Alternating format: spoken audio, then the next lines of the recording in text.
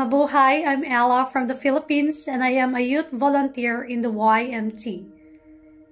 This Jubilee year, we are called to be pilgrims of hope, and this season of Lent, the Lord is inviting us to journey with Him from ashes to hope. Today's Gospel is taken from Luke chapter 11, verse 29 to 32.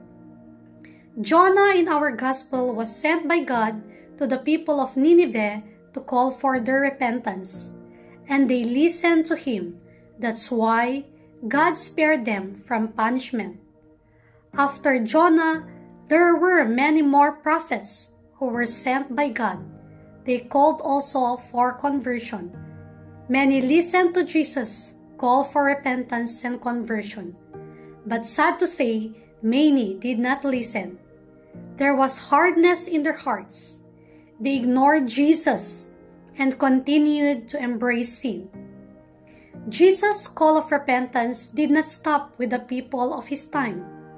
The call of the Lord for repentance flows like an endless stream up to this very moment, and it is now addressed to us, and it never stops.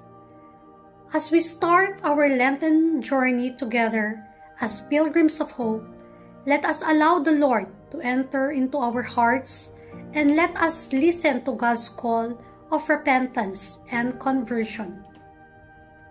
May this pilgrimage of hope be both life-changing and life-affirming to all of us as we continue our journey in life.